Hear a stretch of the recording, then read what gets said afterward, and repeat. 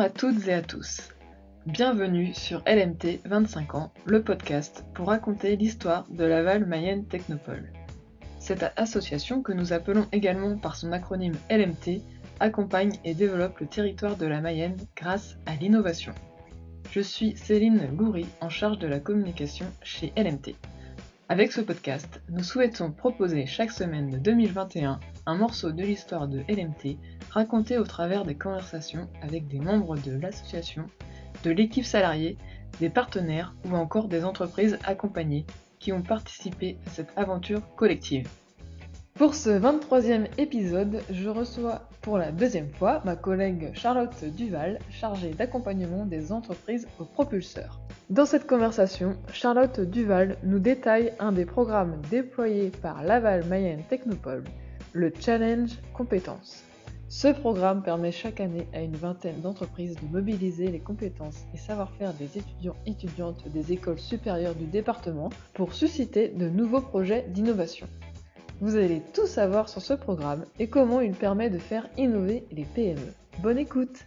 Bonjour Charlotte Duval, dans l'épisode 15, nous avions déjà eu l'occasion d'échanger sur l'accompagnement des PME. Alors si vous voulez connaître le parcours de Charlotte Duval, je vous invite à le découvrir. Et dans cette conversation, aujourd'hui, nous allons nous focaliser sur un programme qui allie les compétences des étudiantes et étudiants et entreprises. Il fête ses 10 ans cette année. C'est le Challenge Compétences. Peux-tu nous raconter les débuts du Challenge Compétences et dans quel cadre ce programme a-t-il démarré ? Donc, le Challenge Compétences est né en 2011. À l'époque, Laval Mayenne Technopole avait été sollicité par Simon Richir de l'Institut Laval Arts et Métiers pour voir comment on pourrait faire connaître les compétences en réalité virtuelle et augmenter de ces étudiants et étudiantes aux entreprises mayennaises. Et donc le constat qui était fait, c'est que d'un côté, on avait des écoles post-bac qui formaient des étudiants qui, lorsqu'ils ou elles cherchaient des stages, voulaient plutôt trouver des entreprises dans des grandes villes ou dans leur région d'origine. Et de l'autre côté, on avait des entreprises qui, quand elles cherchaient des stagiaires, pensaient pas forcément aux écoles mayennaises. Et il se trouve qu'à ce moment-là, LMT était partenaire d'un projet européen qui s'appelait Open Innovation et qui avait pour objectif de sensibiliser les entreprises à l'innovation ouverte. Donc l'innovation ouverte, c'est le fait de faire appel à des personnes extérieures au service innovation de l'entreprise, comme l'ensemble des salariés, les clients, les partenaires et fournisseurs, etc. Et ça pour mener à bien des projets d'innovation. On était donc dans le thème avec la volonté de l'Institut Laval Arts et Métiers de faire se rencontrer étudiants et entreprises. Et donc à ce moment-là, l'équipe de LMT a conçu la première version du Challenge Compétences, appelée Mayam pour Mayenne Arts et Métiers, un programme de génération d'idées par des étudiants pour des entreprises mayennaises pour les sensibiliser à ce que la réalité virtuelle et augmentée pouvait leur apporter. D'accord, et pourquoi est-il nécessaire de sensibiliser les PME à l'innovation ? On sait toutes et tous plus ou moins ce qu'est l'innovation, mais en général, on se fait une image un peu erronée de ce que c'est et surtout de comment on devrait mener des projets d'innovation. Il est essentiel pour nous, en tant que Technopole, de partager, de diffuser auprès des entreprises des exemples d'innovation, des méthodes différentes, des façons de mener les projets qui changent des habitudes. Et donc innover, ce n'est pas que intégrer une nouvelle technologie ou déposer un brevet, et ça ne se passe pas qu'au sein du service R&D de l'entreprise. C'est aussi regarder ailleurs ce qui se passe, faire intervenir d'autres compétences présentes dans l'entreprise ou en dehors, comme par exemple les personnes qui sont directement en lien avec les clients ou les ateliers de production. Et c'est aussi s'inspirer des méthodes utilisées ailleurs, qui ont fait leurs preuves. C'est faire appel au regard extérieur aussi de personnes qui viennent d'autres secteurs d'activité pour prendre du recul sur ce que l'on fait au quotidien. Et le Challenge Compétences participe à ça. D'accord, et donc concrètement, est-ce que tu peux nous en dire plus sur le concept du Challenge Compétences ? Alors le concept, il est très simple. On propose à des entreprises de mobiliser sur une semaine une équipe de 4 à 5 étudiants et étudiantes et de leur laisser carte blanche pour générer des idées de projet. Et donc on pose une seule question aux équipes d'étudiants, c'est qu'est-ce que vos compétences, donc celles que vous êtes en train d'acquérir à l'école, mais aussi celles que vous avez déjà acquises dans vos expériences passées, qu'est-ce que ces compétences-là peuvent apporter à l'entreprise avec laquelle vous travaillez. Donc on en est vraiment au stade de la génération d'idées, un peu en mode prospective. Qu'est-ce que ce champ de compétences en particulier peut apporter à mon entreprise ? Et donc comment ça se passe, le Challenge Compétences ? Le Challenge Compétences se passe sur 5 jours. Le premier matin, les étudiants et étudiantes vont en équipe visiter une entreprise pour rencontrer leur coach entreprise.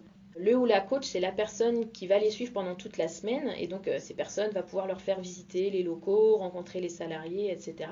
Et surtout répondre à toutes leurs questions pour bien comprendre ce que fait l'entreprise, pourquoi elle le fait, pour qui elle le fait, comment elle le fait, etc. Ensuite, l'après-midi, nous donnons rendez-vous aux équipes ici, à la Maison de la Technopole, pour animer une séance de créativité et les aider à formaliser des idées qui mobilisent leurs compétences et qui répondent à ce qu'ils auront vu le matin même sur le terrain. Le lendemain matin, le deuxième jour, donc, on invite les coachs entreprises à nous rejoindre pour découvrir les idées de leur équipe. En moyenne, chaque équipe présente 6 à 8 idées différentes. Et donc, parmi ces idées, coach et équipe vont en enrichir 3 en particulier. C'est le moment de la semaine qu'ont les coachs pour partager leurs idées et les utiliser pour aider les étudiants à avancer dans leur processus d'idéation.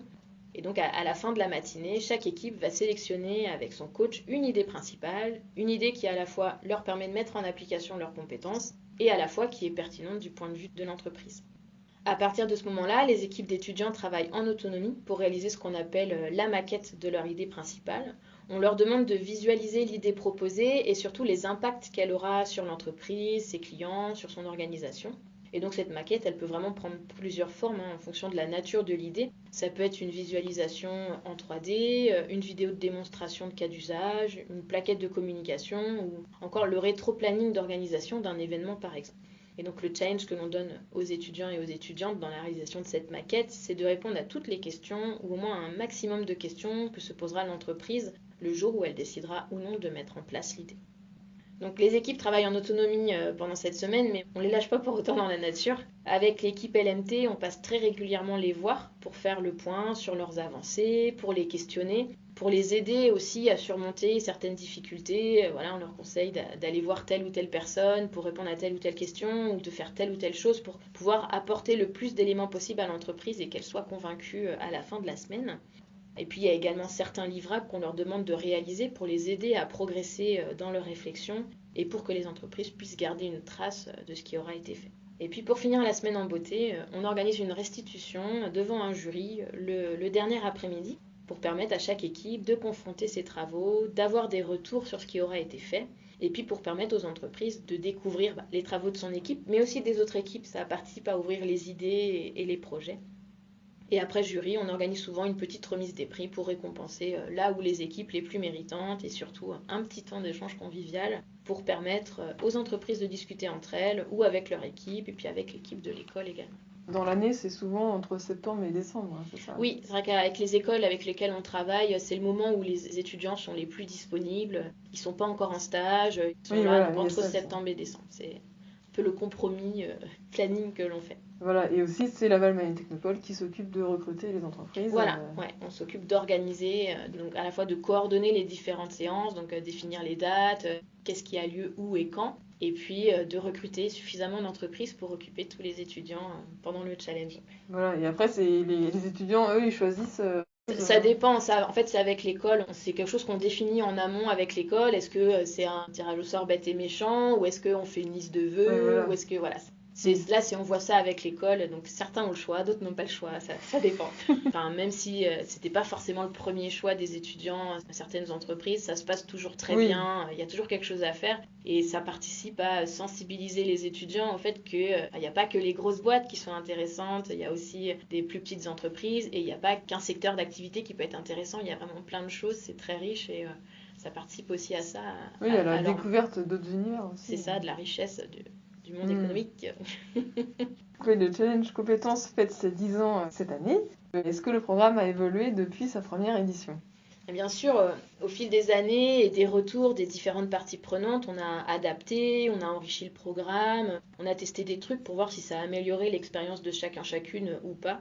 Et surtout, on a ouvert le challenge compétences à d'autres écoles. Après 3 éditions avec l'Institut Laval Arts et Métiers, le Challenge Mayam est devenu le Challenge Compétences en 2014 avec l'ouverture à d'autres écoles post-bac.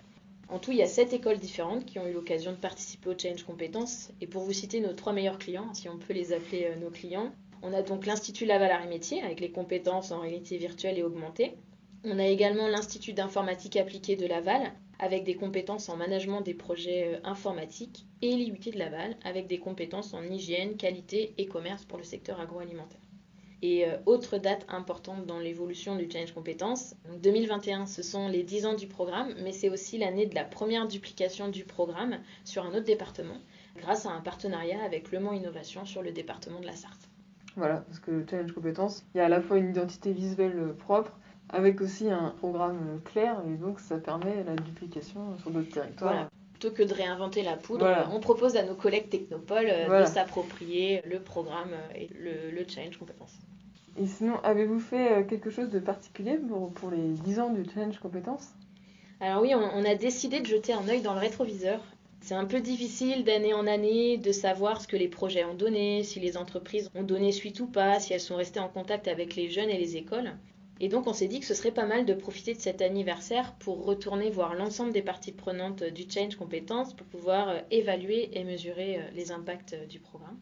Pour cette mission, j'ai été rejointe par 2 stagiaires, donc Marianne et Jordan, et puis bien sûr on a été épaulés par l'équipe LMT, et donc on a pu réaliser une grande enquête avec notamment un questionnaire en ligne qu'on a envoyé aux étudiants dont on avait encore les coordonnées.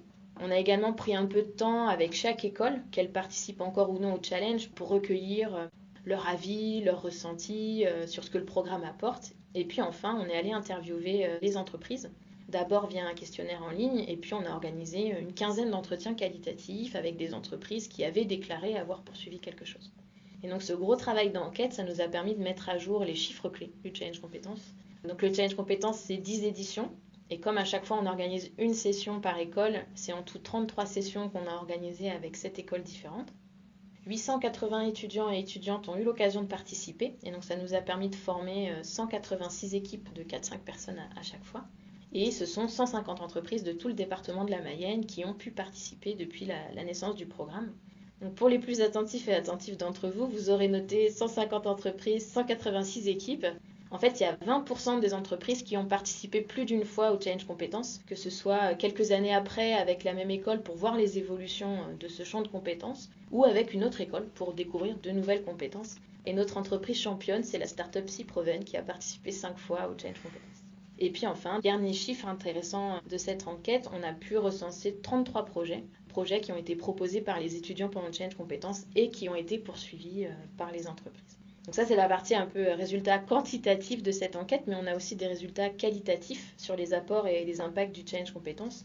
On a pu réaliser et produire une vingtaine de vidéos témoignages, donc avec toi Céline, et puis nos témoins, donc avec des entreprises et des étudiants. Et puis on a pu aussi rédiger une dizaine d'articles pour partager tout ça. Et notamment des articles retour d'expérience avec Baptiste André de l'entreprise Martin 3D, Jérémy Gendry du groupe Gendry, Stéphane Legrand de la start-up Agogie et puis Pascal Auchard de SDI Service. Donc de belles histoires et de beaux témoignages à découvrir tous les jeudis matins sur la page LinkedIn de LMT. Voilà.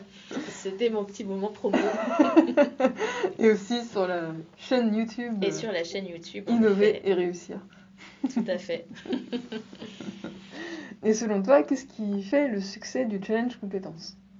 Je pense que c'est avant tout un format court, donc c'est sur une semaine et ça demande que 3 demi-journées de présence aux entreprises, donc en soi l'investissement en temps n'est pas énorme. Et puis il y a un peu ce côté, je teste avant de me lancer pour valider l'intérêt ou non d'aller plus loin. Et puis en même temps, je me rapproche des écoles et des jeunes pour avoir un recul sur mon activité, pour sortir de mon quotidien. Et puis si on regarde au-delà du succès du programme auprès des entreprises, il y a aussi le fait que chaque partie prenante du Challenge Compétences y gagne quelque chose. Et l'enquête qu'on a menée l'année dernière nous a permis de formaliser tout ça, de valider tout ça. Pour les écoles, il y a 3 arguments qui sont ressortis. D'abord, l'opportunité pédagogique de permettre aux étudiants de mettre en application leurs compétences et puis de se rendre compte de ce qu'ils sont capables de faire. Ensuite, le programme participe à la professionnalisation avec notamment le développement de ce qu'on appelle les soft skills, donc tout ce qui va être management, écoute, prise d'initiative, etc. Et puis le fait de créer des connexions entre monde économique et monde académique. Si on passe aux étudiants, les 3 choses qui leur plaisent le plus dans le Challenge Compétences, c'est d'abord de pouvoir proposer des idées de projets à une entreprise. Ensuite, c'est le fait d'être en relation presque privilégiée avec une entreprise, notamment au moment de la visite. Et puis enfin, le travail en équipe. C'est souvent la première expérience de gestion de projet, gestion d'équipe qu'ils ont, et donc ils apprécient pas mal.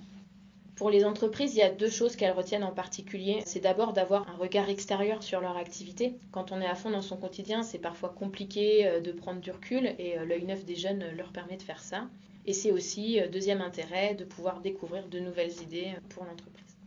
Donc je vous ai parlé des intérêts pour les écoles, pour les jeunes et les entreprises, mais LMT aussi, nous on y trouve notre compte parce que sinon on aurait arrêté d'organiser.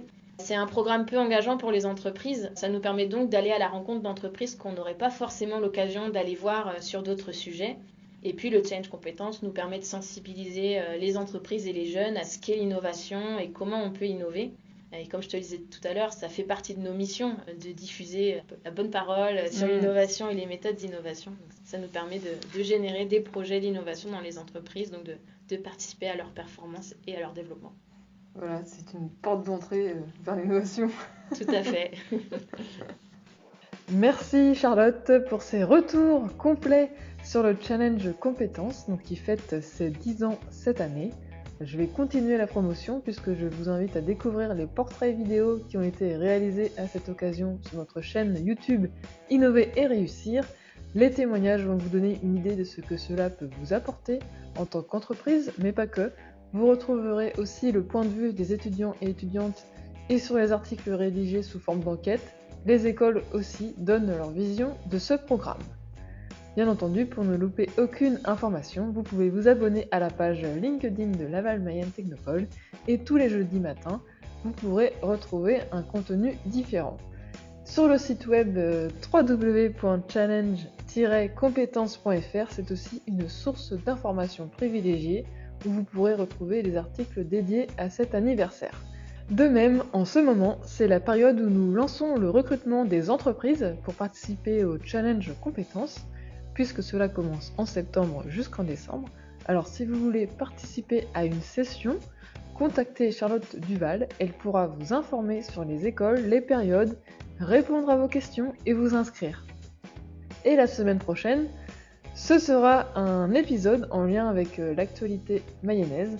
En effet, le département va accueillir le Tour de France le mercredi 30 juin et à cette occasion, je vais rencontrer des entreprises que nous accompagnons en lien avec la Petite Reine. Alors, à la semaine prochaine! Et pour écouter les épisodes précédents, c'est possible sur toutes les plateformes de podcast habituelles, mais aussi sur la chaîne YouTube Innover et Réussir. Et si vous voulez recevoir l'épisode dans votre boîte email, inscrivez-vous sur lmt25ans.substack.com. À très bientôt sur les ondes de l'innovation mayonnaise.